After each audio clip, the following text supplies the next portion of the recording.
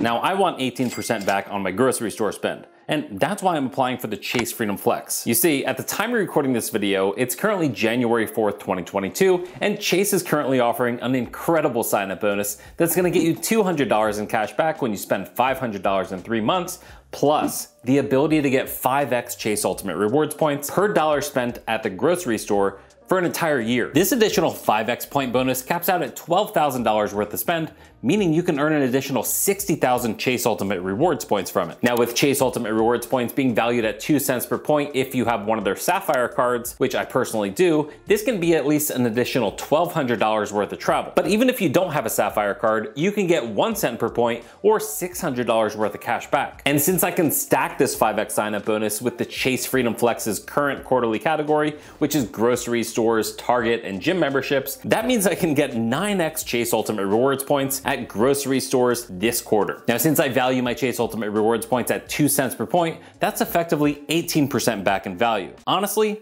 unbeatable. And even once this quarter ends, getting 5x points at the grocery store in and of itself is incredible. So as far as personal Chase credit cards, I currently have the original Chase Freedom, the Chase Sapphire Preferred, the Amazon Prime Rewards card, and the Chase Slate. Ew.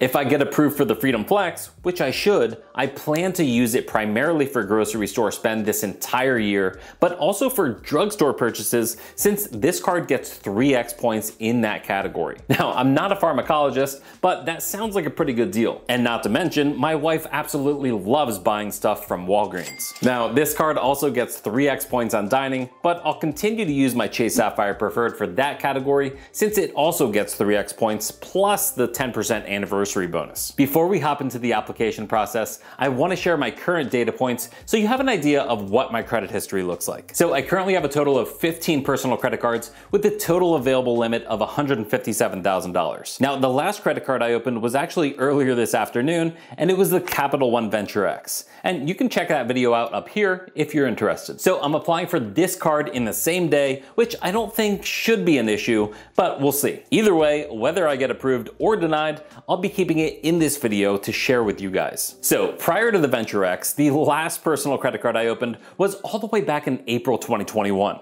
So my 524 status is actually officially 224 at the time of this application. I just had, I think, 4 or 5 credit cards surpass that 24-month mark as of December 2022, so I should be in good shape. And if you're saying, Josh, what the hell are you talking about? Well, Chase has a rule in place where they won't allow you to open a new credit card with them if you've opened 5 or more new credit cards within the past 24 months. And this goes for new credit cards from anyone. So with that knowledge, a lot of people in the credit card community tend to strategize their credit card applications with this rule in mind. If you do have any interest in applying for a new Chase card, it may be a decent idea to prioritize getting those Chase cards out of the way first before applying for cards with other credit card issuers. And I do have referral links down in the description, which will get you the same sign-up bonus that I just talked about. And by using my links down in the description, it helps the channel in a big way, and I really can't thank you enough. So I currently have 4 hard inquiries on Experian, 1 hard inquiry on Equifax, and 2 hard inquiries on TransUnion,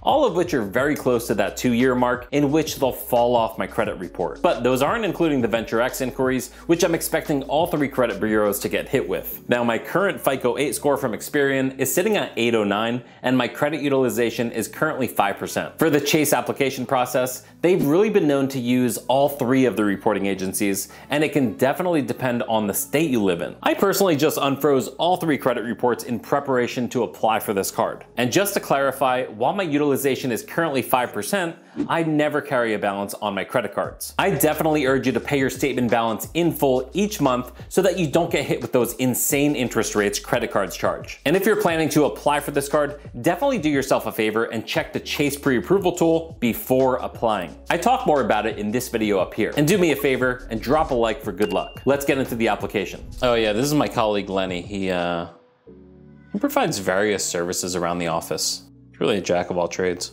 All right, so we're gonna be applying for the Chase Freedom Flex today, and I have my wife's referral link plugged in because if you're playing in 2-player mode, this is definitely the way to do it. So you can get some additional points on top of the sign-up bonus that you're already gonna get when you apply for this card. And right now you can see you can get $800 worth of cash back. You get $200 after you spend $500 on purchases in the first 3 months. Awesome. You're also gonna get up to $600 from the grocery store 5% cash back offer. See, I'm glad I looked at it because I want to apply for the Flex, not the Unlimited. So you get the 5% grocery store offer, plus you get the 5% quarterly bonus categories. Now, I already have the Freedom OG, which is basically the Freedom Flex, but without these additional perks like the 3% on dining and the 3% on drugstore purchases. And another difference that people may not realize is the Freedom Flex is actually a MasterCard and the OG Freedom is a Visa. And they also indicate that this grocery store bonus does not include groceries from Target or Walmart, which is unfortunate, but it's very common for credit cards. Now, they're also offering a 0% intro APR for 15 months. It's a nice to have, it's nice that it's there, but I'm not gonna be taking advantage of it. It's not good to get into the habit of carrying a balance on your credit cards because it just leads to really bad credit card debt, and you're probably gonna be paying like 25% on that debt, which is just horrendous. So you're gonna always earn with this card 5% on travel purchased through Chase, 3% on dining and restaurants, including takeout and eligible delivery services, 3% on drugstore purchases, which is nice, and 1% on everything else. All right, so let's apply now and get right into it. All right, so we see they want your basic information, first name, middle name, last name, contact information, mother's maiden name. Email address, social security or ITIN, which is individual taxpayer identification number. So you can actually get an ITIN if you don't have a social security number. Total gross annual income, so gross means before tax, and this gross annual income is gonna include anything that you have reasonable access to in order to pay your bills. So it can even include like allowance from your parents that you use to pay your bills. So let's see, your total gross annual income is what you earn or reasonably expect to earn. This includes full-time, part-time, internships or seasonal jobs, self-employment, interest or dividends, investment, retirement, social security benefits, public assistance. You can also include money that someone else deposits regularly into your account, individual or joint. So yeah, that goes to show you that you can actually use allowance from your parents or from your wife's boyfriend.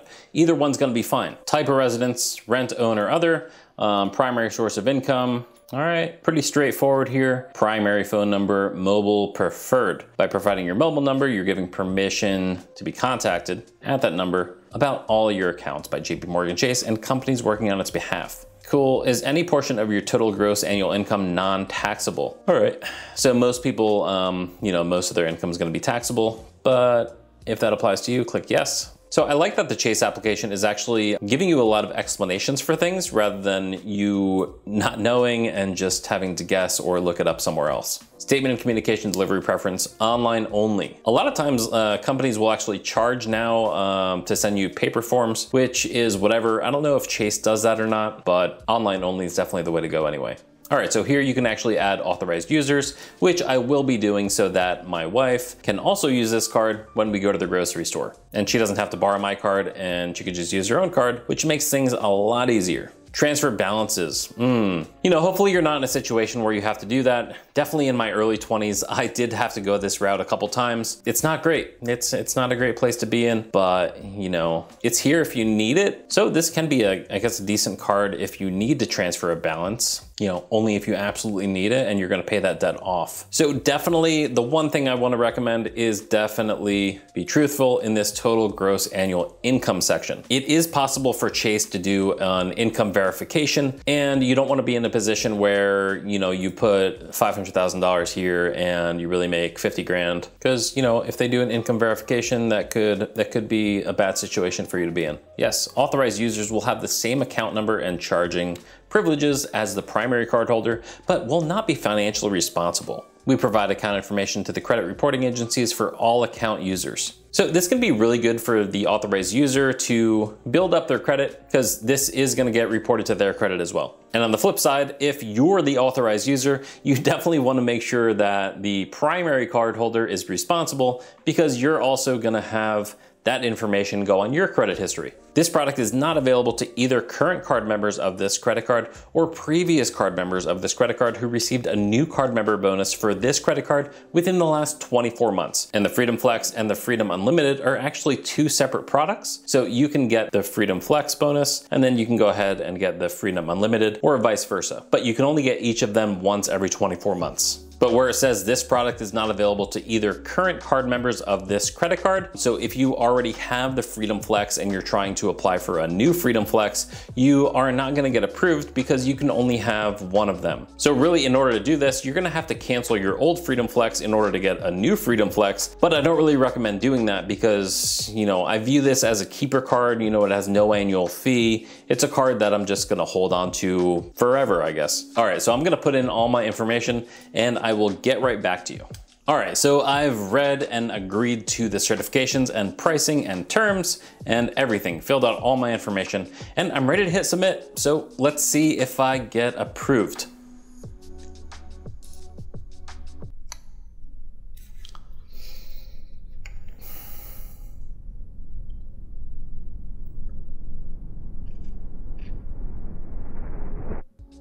Nice, nice. All right, so they started me with a $15,900 credit limit. If you'd like a different credit line, you can discuss your options with a customer service specialist by calling the number on the back of your card. So I'm more than happy with this starting credit limit, and I'm not gonna call them to see if I can get more. This is more than enough. So I'm super happy I got approved for this card, especially since I literally just applied for the Venture X earlier today. I do, however, recommend spacing your applications out a bit further than I did, so definitely do this at your own risk. And I wasn't really sure what starting limit I'd be given with this card, but I'm more than happy with the $15,900 Chase has given me. This is actually quite a bit higher than any of the other Chase core cards that I currently hold. Now I do have about a $15,000 credit limit with the Prime Rewards Visa, but that's not a Chase core card. For my core cards, my highest limit is currently $9,500, and that's on my Chase Sapphire Preferred. Now granted, I've never actually requested a credit line increase from Chase. And I'm definitely curious, if you have any Chase cards, what's your highest limit? Let me know down below. But if you're looking at Chase cards and you're trying to decide between the Freedom Flex or the Freedom Unlimited, this video is what you want to watch next. Thanks for watching. Peace.